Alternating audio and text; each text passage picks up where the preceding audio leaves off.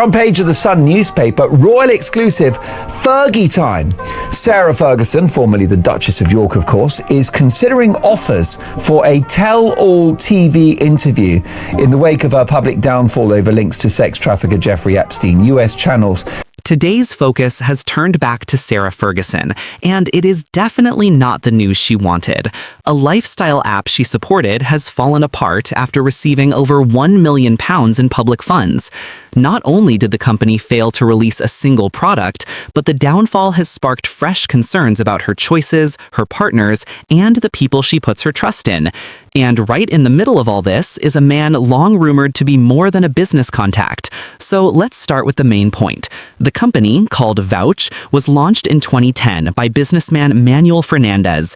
It collected nearly £9 million in total backing, including UK government research and development tax credits worth over £1 million. And even with all that funding, after years of talk and expectations, the app never appeared, not even once. According to administrators, the entire operation froze because of what they described as a communication breakdown between Fernandez and his tech team. For people familiar with Sarah's business history, this may feel very familiar. Projects start with excitement, endorsements are made, big ideas are promised. Well, the whole thing about Dutch and I is that we met when I was 16, she was 14. So we've known each other a very long time, and she had the quickest wit. That's what the thing. Anyway, I think you're referring to our hen night, are you? Yeah. And then everything quietly falls apart. But this time, the situation is far more serious. Public money was involved. The firm is in administration, and creditors are waiting with almost no hope of recovering their cash. Fergie was not managing the company. She was not making executive calls. The issue is that she publicly supported it. She acted as an ambassador, attended events, and one of her own companies is now listed as a creditor. She is owed around £50,000 and held a small share of roughly 1%. Fergie denied any romance and insisted they were only close friends. Regardless of what their relationship truly was, the partnership raised questions then, and it raises them again today, because everything around him has collapsed. The administration files show a mess behind the scenes. Teams were hired in London and India to create the app. The money dried up. Progress stopped completely after a developer in India threatened legal action. And the company's former director has been accused of owing more than $324,000 to the firm. Fernandez firmly denies taking any money from the company. Said to be willing to pay six-figure sums to secure the chat with the former Duchess of York. It would evoke memories of her ex-husband, Andrew Mountbatten's Windsor car crash Newsnight interview. A source told The Sun, Andrew's had his chance to tell his story. Now it's Fergie's time. This could be a major headache for the king, couldn't it? And says all accusations will be disproven through legal action. He is no longer living in the UK. Reports say he sold his £1.3 million North London home last summer and is believed to be in Italy. If the story ended there, it would already be embarrassing. But vVoosh had a sister charity, a charity once used to highlight Sarah's philanthropic efforts. That charity is now 4 years late in submitting its accounts. The last accounts were from 2019 and showed that even with over £1.2 million in total income, only about £18,000 was actually spent on real charitable work. The Charity Commission has stepped in. They confirmed they believe the charity did not carry out genuine charity activity, and they have started the procedure to remove it completely from the official register. A source told The Times that the removal process is underway because, in their words, the charity simply does not operate. I think there are pictures of our headlight. And so we had Elton John's wife at the time, Renata. We had Pamela Stephenson, Billy Connolly's wife, myself, Diana, and they all thought it was a really good idea to dress as policewomen. This new setback comes at a very difficult time for Fergie. She was already facing heavy scrutiny after losing her Duchess title alongside Andrew Mountbatten Windsor, following renewed focus on their ties to Jeffrey Epstein.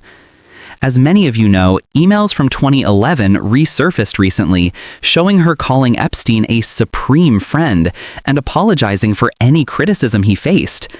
Several companies and charities have since cut connections with her, and she has been dropped from ambassador roles. Her business ventures have not been steady either, which is something many people say is typical for her. Just last month, another company that owed her $1.44 million for serving as a brand ambassador collapsed before paying her. Adding that on top of the $40,000 to $50,000 she is owed from the vVoosh collapse, the situation looks even more troubling. I mean, why not? Why not? So we did. So off we go, and it's really good. Imagine everyone had really made an effort. We get into the taxi, go into Berkeley Square, go into Annabelle's nightclub, thinking it's fine, we're dressed as policewomen. So what went wrong with vVoosh? According to administrators, the app was designed to connect people who shared similar interests. Think of it like a digital community where users could explore hobbies and meet others. It sounded simple and harmless, but the internal issues were serious enough to break everything apart. With no product, no income, and millions already spent, the company completely collapsed. And today, Fergie is once again linked to another failed project.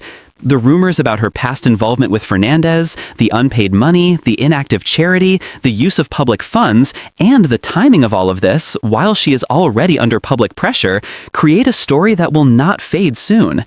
It reinforces a familiar pattern where the people around her, the ventures she supports, and the companies she connects with end in confusion, unpaid debts, or controversy. She has not spoken publicly yet, but her representatives have been contacted. Fernandez still insists he did nothing wrong. Go down the steps and they say, "Excuse me, this is a fun club. We know this is where people are doing what they want. Please, could you leave?" They believed we were policewomen. And then we got up the stairs, and Dutch came up the stairs and she went, Fergie, that woman is wearing my dress. The administrators will keep investigating, but perception is what matters here, and perception is what the public sees before anything else. For those who remember Sarah in the 1990s, the pattern is sadly familiar. Glamour, optimism, a list of new projects, and then a trail of financial issues, questionable partners, and scandals that bury everything else. Her supporters say she is often used by others. Her critics argue she keeps repeating the same mistakes with the same kinds of people. And all of this is happening when she and Andrew Mountbatten Windsor are already experiencing major upheaval, losing their titles, losing their home at Royal Lodge, facing serious questions about their judgment and associations, and now another business failure with her name attached to it. What makes this story stand out is how avoidable it all seems. A 10-year project that produced nothing, millions spent, a charity that gave nearly nothing to real causes. I said, "No, Dutch, you are a policewoman. You cannot say that. Oh, come on." And we were, in fact, arrested. Yeah, we were. Were you really? Yes, we were, yeah, for impersonating police.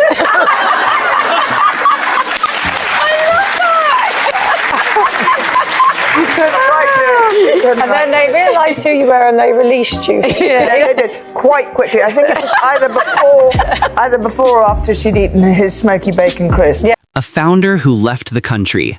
A former duchess whose reputation is already damaged, now linked to yet another chaotic failure.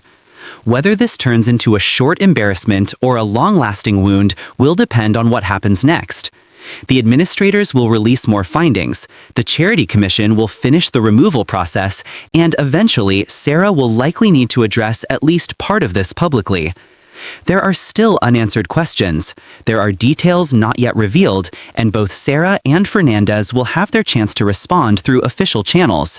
But I'm curious to hear your thoughts. What do you think about all of this? Is Sarah Ferguson simply unlucky in business, or is this another sign that her poor judgment and risky associations are catching up with her? Tell me your opinions in the comments. I read every single one. And if you enjoy staying updated with royal news, don't forget to subscribe for more stories just like this.